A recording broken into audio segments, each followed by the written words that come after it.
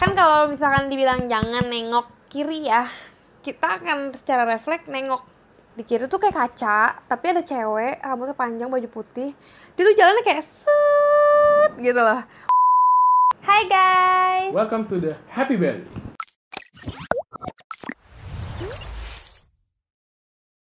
jadi hari ini kita mau ngapain? Kita mau ngadain satu segmen. Apa Jadi tuh? kita mau ngomongin tentang horror story ya. Jadi ini adalah subsegmen yang salah satu subsegmen yang kita rencanakan untuk kita terusin ke depannya. Semoga bisa menghibur kalian semua, bagi kalian yang suka horor. Dan kebetulan kita juga Suka horor. orang yang tipenya penasaran ya, Ya. tapi penakut sih sebenarnya. Penakut.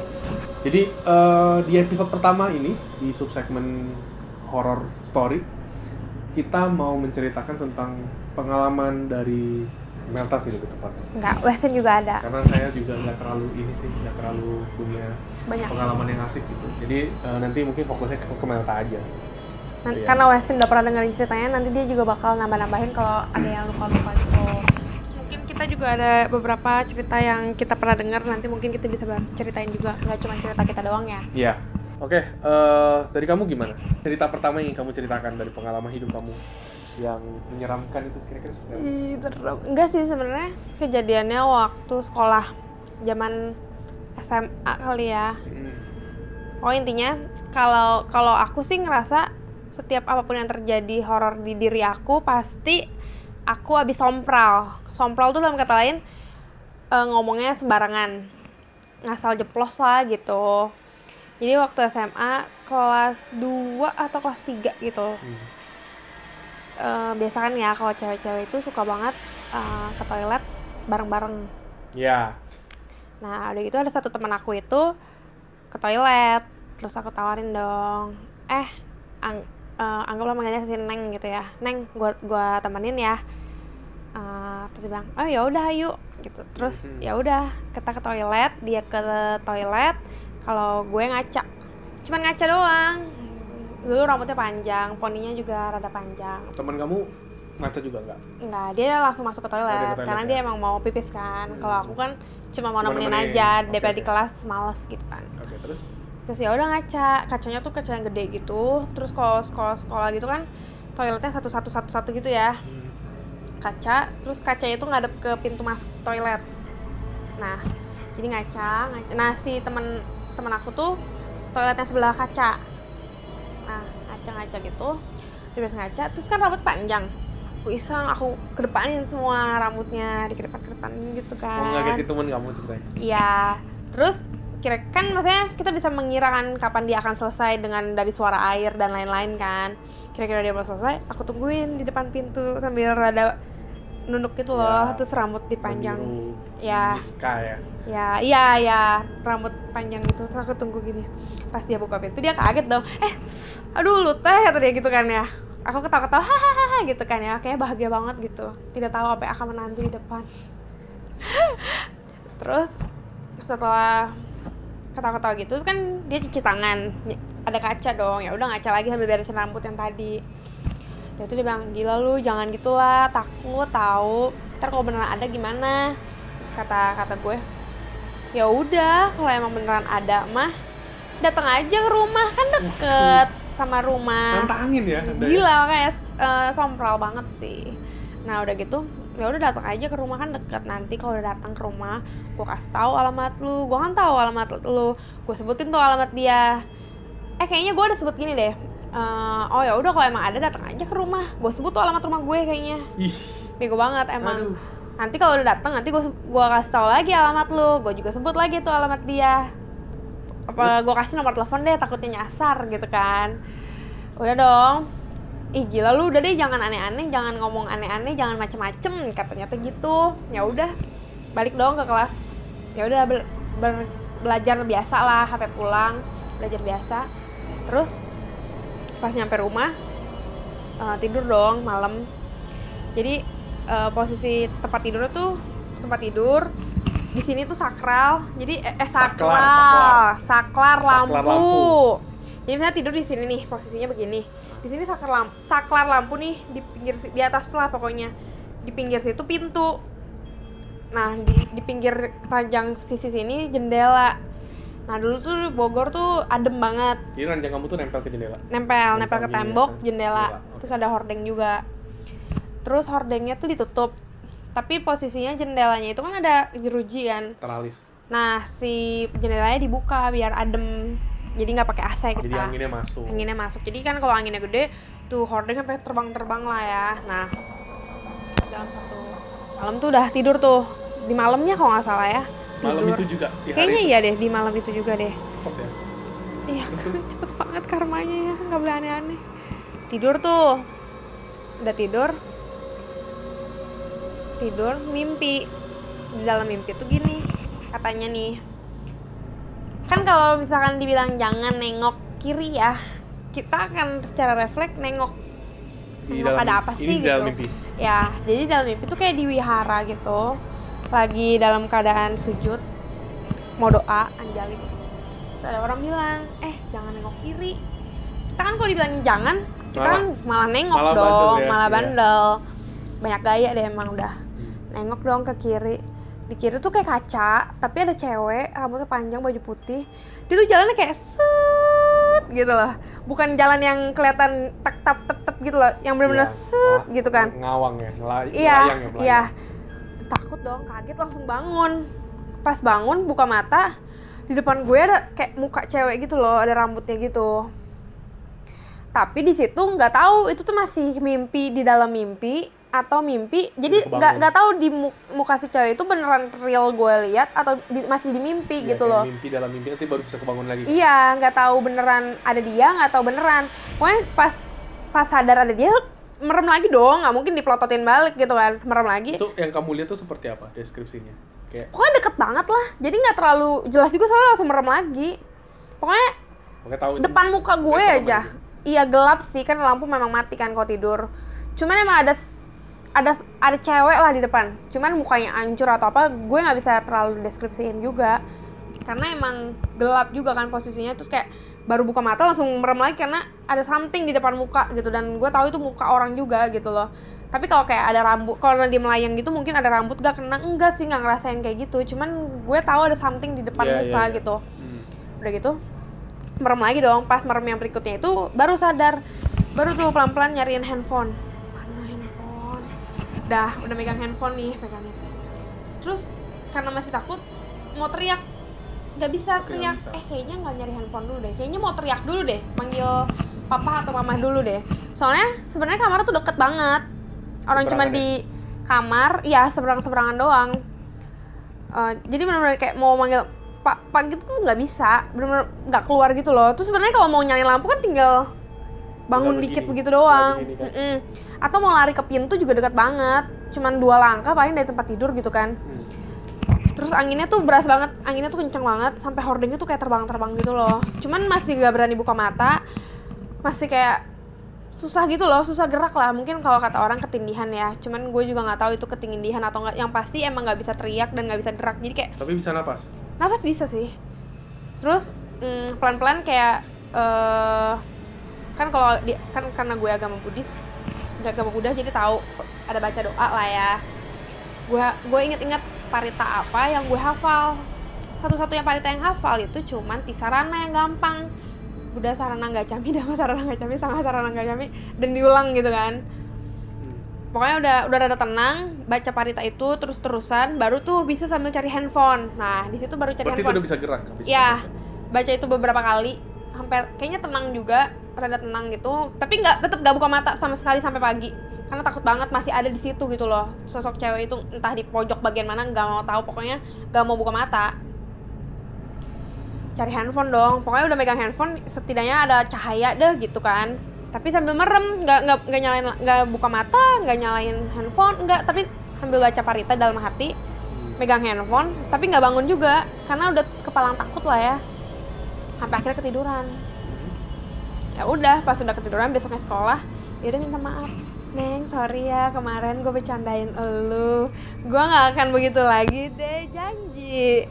Terus tapi kamu nggak cerita ke teman kamu? Cerita, kenapa lu tiba-tiba kayak gitu?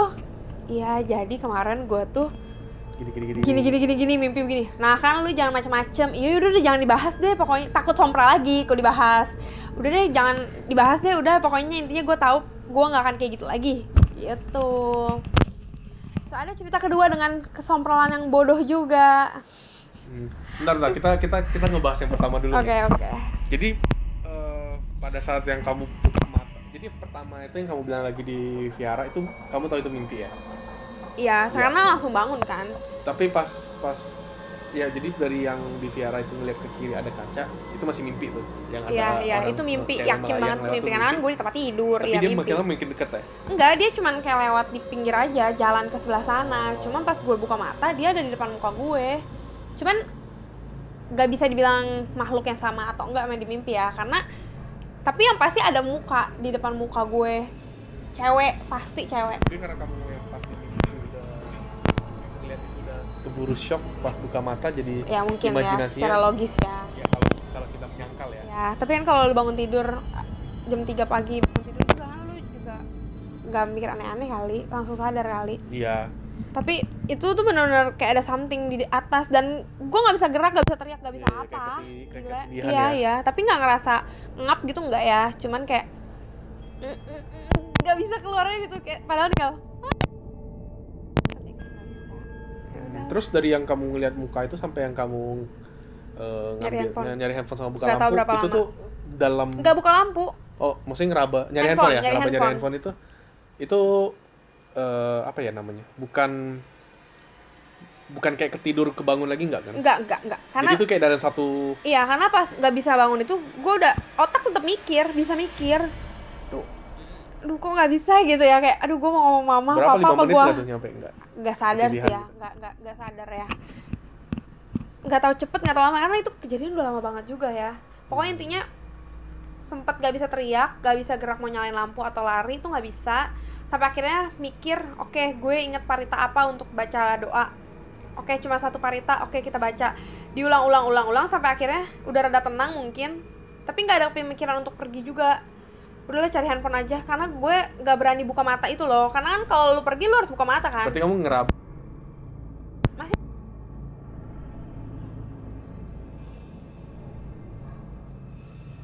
Oh, nggak megang apa-apa lu. Mau nanya gue kepegang sesuatu ya? Bukan. Nyamkin. Enggak. Kamu nggak nanya gitu loh. Enggak ada. Kan kamu lagi meram, terus kamu nyari handphone. Baru pas sudah. Karena taruh handphonenya selalu sudah di sini. Dapat handphone baru pegang. Buka mata. Enggak. Pegang aja udah. Sambil baca parita sampai ketiduran lagi. Karena gue nggak mau buka mata, puy. Iya. Saking takut. Tapi abis itu besok udah nggak ada apa-apa lagi. Sampai kamu minta maaf sama teman kamu. Iya, udah nggak ada apa-apa lagi sih. Tapi kayak emang ada something wrong di rumah yang lama itu sih. Di rumah kamu yang lama? Karena beberapa tahun kemudian pas kerja itu pernah lewatin rumah itu lagi. Benar-benar turun dari mobil ngelewatin, pengen lihat rumah itu. Terus kalau di rumah seberangnya itu kan emang kosong kan dari dulu. Terus kayak dikontrakin, tapi orang yang dikontrakinnya nggak tinggal di situ, nggak ngerti lah. Pokoknya intinya nggak ada yang tinggalin. Cuman jadi kalau lihat rumah di seberang itu cuman orangnya ada di weekend doang dari tanah. Dia pulang. Di Bogor ya, maksudnya di rumah itu ada orangnya cuma di weekend. Jadi pas beberapa tahun kemudian main ke rumah itu lagi lewatin doang, itu di rumah itu juga masih kosong kan di seberang rumah. Jadi di seberang rumah itu dari tanah sampai dibangun ke rumah sampai kosong gitu, maksudnya gue lihat gitu. Terus pokoknya pas di malam main ke rumah itu lagi setelah bertahun-tahun udah dijual juga, malamnya gue mimpi kuntilanak juga. Tapi nggak pas bangun ngeliat ya. Jadi cuma mimpi buka jendela, di depannya tuh ada, di rumah itu tuh ada. Mimpinya kamu di rumah? Di rumah yang itu. lama, iya. Kamu mimpi lagi di rumah itu, kamu buka jendela yang di kamar kamu itu? Enggak, jendela pintu depan. Oh, pintu depan. Cuman dibuka hordengnya gitu, terus kan kelihatan langsung seberang rumah kan. Ada cewek itu. Memang kamu bisa ngerasa itu sama dengan yang di mimpi? Nggak tahu, ya. Feeling aja. Pokoknya cewek, rambut panjang, baju putih udah. Nggak tahu ya sebenarnya emang adakah hantu cewek rambut panjang itu, nggak tahu bener ada apa nggak, atau cuman imajinasi anak kecil ya. Cuman pas di mimpi yang berikutnya itu, pas kejadian itu langsung cerita dong ke si mama. Mah, inget gak dulu waktu SMA pernah mimpi begini. Kemarin sempet main, bukan main sih, cuma lewat, karena kangen nama rumah masa kecil ya, namanya kangen, cuma lewat ngelihat, oh rumahnya udah beda ya, catnya udah begini gitu loh. Pas pulang malah mimpi ketemu kuntilanak mah. Ih udah deh, diam doa gitu. Jadi nggak tahu deh ya, emang di situ ada kuntilanak atau emang kuntilanak dari sekolah atau gimana, nggak ngerti juga. Berarti intinya jangan sompral lah ya. Iya, jangan sompral guys. Jangan sompral, dan yang kedua jangan jangan nantangin lah intinya ya, jangan nantangin. Apalagi sampai kasih tahu alamat rumah. Bodoh banget emang. Apa sih? Karena dulu kan kayak percaya nggak percaya gitu loh. Padahal dulu dari SD tuh demen nonton film-film yang di TV yang kayak kisah misteri, tau nggak sih? Tapi memang sih orang tuh sebagian besar orang nggak bakal percaya kalau dia nggak lihat langsung. Nggak ngerasain langsung. Ya. Dari sompral yang pertama itu ada sompral yang kedua juga. Ini cerita berikutnya nih. Iya, beda cerita. Pokoknya intinya di tahun 2012 berarti ya, itu kan kejadian ya sekitar setahun 2 tahun berarti dari kejadian yang pertama. Pokoknya di 2 tahun kemudian sompral lagi gitu dengan bodoh gitu. Jadi waktu itu jalan-jalan ke Bandung. Oh. Karena pulang dari Cina itu kan punya banyak temen jadinya kan. Ini temen yang dari kuliah di sana ya? Iya, jadi ada satu cici itu rumahnya jauh gitu, mau main dia ke Bandung. Dan kita punya temen di Bandung juga, ada 2 cowok Koko. Kita manggilnya Koko kan. Koko A, Koko B. Koko A, Koko B. Satu lagi Cici C. Cici A. Cici A. Cici Mawar. Enggak usah Cici, kan cuma satu, si Cici aja udah. Jadi kita nginep di salah satu hotel di Bandung. Hotelnya lumayan terkenal ya untuk tahun segitu tuh, karena belum banyak hotel baru ya. Kalau sekarang hotel baru banyak banget ya. Dia termasuk salah satu hotel yang lumayan terkenal dan oke gitu, hotel keluarga gitu. Pertama ya udah pas check-in ya naruh tas dong, kayak biasa. Kita kan emang pergi dari Bogornya itu, ketemuannya tuh emang si Koko ini ngejemput ke si Cici ke bandara, terus jemput ke Bogor baru ke Bandung. Makan terus nyari hotel, akhirnya kita karena pernah nginep di situ juga, jadi referensi kok di hotel itu aja. Mau ya udah. Berarti kamu sebelumnya udah pernah nginep? Pernah. Okay. Nginep di situ aja. Cuman kamar yang berbeda ya. Iyalah. Dan dia punya gedung yang baru gitu, kayaknya udah habis renov juga. Okay. Jadi kayak lebih gede gitu. Nah udah gitu kita nginep situ aja kok. Oh ya udah yuk nginep situ. Terus suratnya juga oke kan. Yang nginep tuh cuman aku sama si Cici. Si Kok kan orang Bandung, pulang dia. Nah pokoknya setelah makan terus kita ketemu dapat hotel, naruh tas, kita pergi lagi. Karena kayak gabut banget, nggak tahu mau kemana. Dan nggak mungkin makan lagi karena kenyang. Si Kokoknya ngajakin kita wisata misteri aja katanya. Oke, mau kemana gitu kan. Mau kemana? Jadi di Bandung tuh terkenal rumah ambulan. Ya, itu kalau nggak salah ada filmnya juga nggak sih? Enggak ya? Ada filmnya. Iya. Susana gitu yang main? Lupa. Nggak tahu, pokoknya ya rumah ambulan. Karena mungkin kalian juga banyak yang udah tahu tentang rumah ambulan ya. Iya. Nah, jadi intinya pergilah ke rumah ambulan itu kan.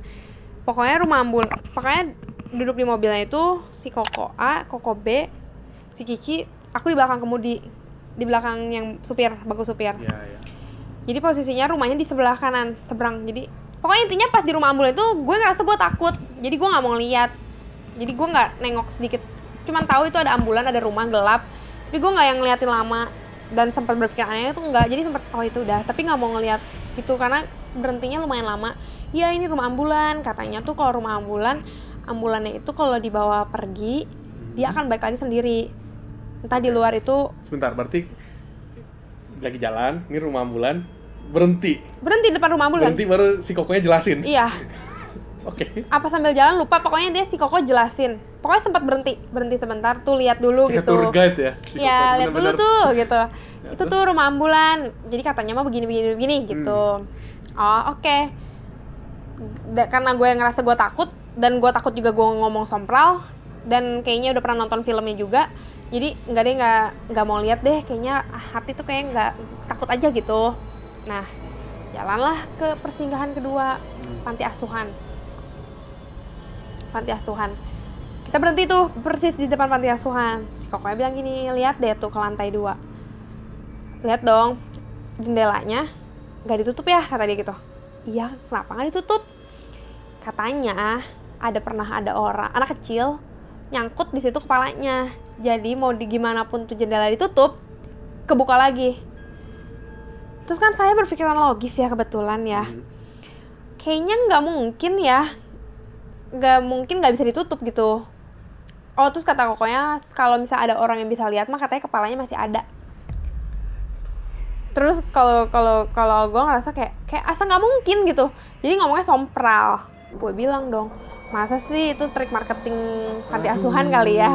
Masa sih, kayaknya enggak, itu soalnya kelihatannya tidak serem gitu panti asuhannya. Kamu ngomong dipikir dulu gak sih? Enggak, kayaknya bego kan emang. Stupid banget emang. Nah udah dong, udahlah kata si Cici, udahlah jangan ngomong aneh-aneh lah. Tapi emang aneh tau Ci. Tetap aku kan, kamu tahu ya aku mau orangnya kan emang aneh, tapi Ci begini. Udah jangan dibahas. Udah dong, udah tuh kita pergi entah kemana, lupa, akhirnya pulang. Karena pulang tuh si Koko nggak turun, jadi cuma nurunin di drop doang. Dia kan juga harus pulang lagi kan. Kita drop, kita jalan ke dalam kamar. Jadi dulu tuh kamarnya itu belum pakai kartu, jadi masih pakai kunci. Jadi masih buka kunci, kunci pakai kunci. Kita masuk masih ngunci dan harus slotnya benar-benar slot, tau nggak? Yang ada rantainya bukan? Kayaknya enggak ya. Pokoknya intinya ada slot lah. Aku lupa. Kunci slot yang nyambung ya. Ya pokoknya intinya ada slot, kunci slot. Ya udah gitu. Yang buka kunci itu kok nggak salah si Cici. Dia masuk duluan ke kamar, gelap ya, dalam kondisi gelap ya, karena kan ya listriknya mati. Bukan ya? Iya, enggak, emang gelap pas masuk, pas keluar kan kita belum nyalain lampu. Kan pas masuk gelap, Cici nyalain lampu. Karena aku yang terakhir, aku bertugas kunci pintu kan. Jadi kunci yang di luar aku pasang kunci. Aku tipe orang yang masukin kuncinya dulu baru pintunya dikunci. Gimana itu? Jadi kan pintu dibuka, masuk dong si Cici. Si kunci di luar aku buka dong, aku tarik, aku cabut, bawa ke sisi satunya dong. Nah, aku sebelum aku kunci jebret, aku tuh masukin kuncinya dulu ke lubang kunci sambil aku dorong. Iyalah ya. Pas gue dorong, tuh kunci pintunya ngeganjel. Kagak bisa gue kunci. Jadi kayak ada something yang ngeganjel. Dia tuh bukannya biasa ada ganjelan pintu gitu. Nggak ada sama sekali, karena belum pakai yang kayak begitu, masih pakai bener-bener slot yang kayak di rumah-rumah biasa gitu loh. Enggak ada sama sekali, nggak ada yang ngeganjel, nggak ada yang ngapa-ngapain. Pokoknya intinya tuh pintu nggak rapet. Intinya gue udah dorong, dia nggak bisa kunci, nggak bisa rapet gitu. Jadi masih kebuka dikit. Ci, ini gimana ya? Kok nggak bisa dikunci ya? Hah, Mel, jangan bercanda deh. Gak beneran Ci, nggak bisa Ci. Coba deh sini deh. Nggak bisa dikunci apa nggak bisa ditutup? Pintunya nggak bisa ditutup, nggak bisa rapat gitu. Kan kalau mau kunci pintu harus rapat dulu dong pintu. Nggak bisa ditutup dong pintu. Ya nggak bisa dikunci. Ya intinya nggak bisa ditutup. Untuk dikunci. Iya pokoknya nggak bisa. Terus? Ci ini nggak bisa Ci. Mau diselot juga nggak bisa, orang belum rata ya kan? Ya. Gimana ya? Jangan bercanda. Enggak bercanda tuh, gimana mau bercanda gitu kan ya, udah tegang gitu kan. Si Cicinya nyamperin, dia juga coba dorong. Enggak, benar-benar kita benar-benar lihat dari ujung sampai ujung bawah tuh nggak ada yang ngeganjel, nggak ada apapun. Dan kan kalau misalkan kunci seret dari awal juga udah seret kan. Terus tadi kita sebelum pergi juga nggak ngerasain ada apa-apa gitu loh.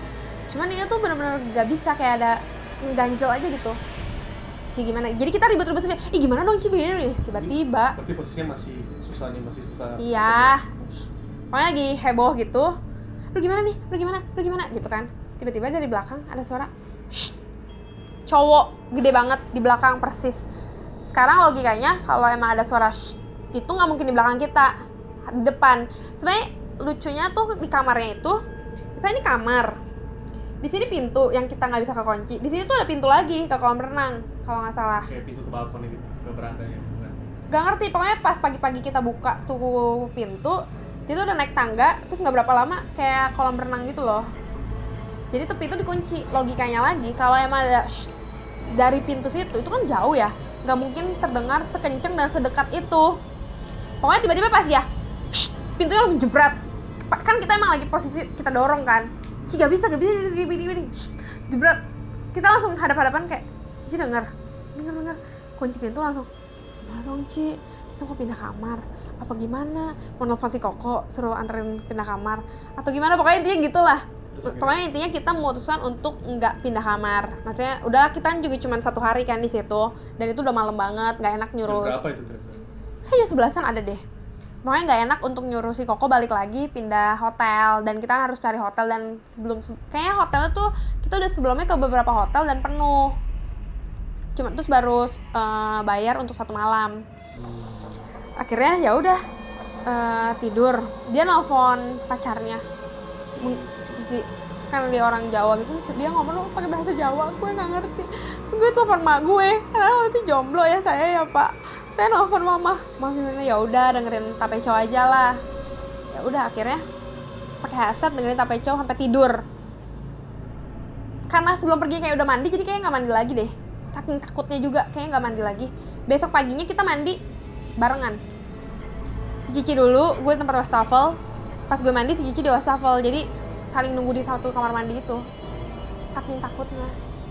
Maksudnya, dan itu gue ngerasa emang karena salah gue sih, karena gue habis ngomongin yang panti asuhan itu, terus pintu gue nggak bisa dikunci, benar-benar nggak bisa dikunci secara sadar ya, emang nggak bisa dikunci. Walaupun sebenarnya belum tentu gara-gara itu kan, cuman karena kamu habis begitu, kamu tapi nggak masuk logika aja sih, tetap nggak masuk. Kan Oke lah kalau pintu mungkin seret lah, tapi suara cowok yang ya gimana? mungkin sebenarnya ya kalaupun memang ada gangguan dari situ ya mungkin dari yang penunggu di situ nggak sih? Aduh, gue nggak ngerti deh, nggak bisa. Ya logikanya, tuh apakah memang yang dari gara-gara kamu sompral itu dia sampai ngikut kamu sampai ke rumah? Nggak tahu ya, nggak ikut-ikutan juga sih, itu nggak mau tahu juga sih. Saya Pak, yang pokoknya intinya terjadi di hotel itu pada saya, karena saya telah sompral ngomongin panti asuhan. Aduh, tapi nggak sempat minta maaf sih, dalam hati aja. Oke, mulai sekarang gue nggak akan sompral. Biarpun sompral, gue cukup di hati dan di otak sendiri, nggak gue omongin. Itu aneh ya, nggak. Jadi dalam hati aja, aneh ya, bener gak sih? Udah jangan mikir gitu. Cuman yang kayak gitu loh. Iya, gue nggak akan mikir aneh-aneh. Udah cuman kayak gitu doang. Ngintip nggak ada orang, buka pas nengok ke kiri ke kanan nggak ada orang. Pas kita lagi ngobrol, asik ngobrol, tiba-tiba shower tuh nyala sendiri.